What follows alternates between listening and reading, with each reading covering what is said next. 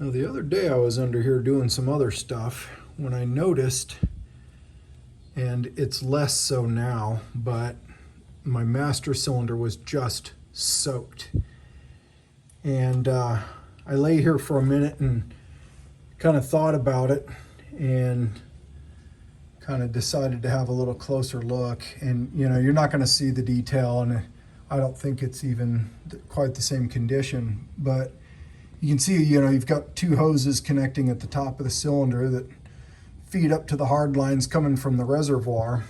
And what I noticed was that the base of each of those two hoses was also soaked, which by itself wasn't especially meaningful until I noticed that the end of one of the hoses where it connects to the hard line was also soaked. And for me, that was where I had the moment where I thought, okay, very likely this is a hose failure issue and not, something more catastrophic. And I did as I generally do, and I referred the issue to my father-in-law, who was a master mechanic of many years, and without me telling him what I thought, he said, yeah, looks like a hose issue. So I'm going to replace those today. My intention was to be extremely cautious about pulling the hose loose from these, plastic nipples or whatever you want to call them that they attach to in the master cylinder.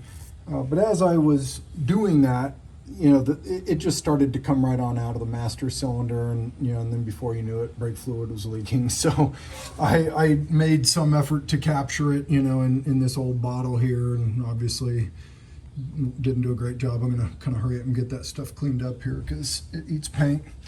But yeah, that's my process so far. Having this connector fitting come out of the master cylinder also meant that this rubber piece was left behind, so I just very cautiously pulled it from its resting location. I'll throw it back together, pop it back into place. I thought I'd simplify things a little bit, knowing that I don't need these hoses again. I just went ahead and cut it to get them loose, and now I'm just gonna slice up this dude. Should make it a little easier to pull off, I think. Yeah. So I thought I'd try something here in the name of not necessarily having to bleed my lines right away. I think I've probably still got plenty of fluid right at the master cylinder. And so what I'm going to do, you can see I've plugged each of these new lines with these bolts, and I'm going to go ahead and fill up the reservoir and then pull one bolt out at a time to prime the line with fluid, and then make sure it's full again, and then do the other side until both of these are primed with plenty of fluid, and then just try to kind of quickly move them over to the connections on the master cylinder and hope that I can kind of keep a lot of air out of the system. So now is the part where I tell you that my plan worked perfectly and I had no problems at all. But I wouldn't do that to you because I'm not a liar. What a terrible plan. Learn from my mistakes and do not do it the way that I described. Just get your hoses connected with no fluid in them.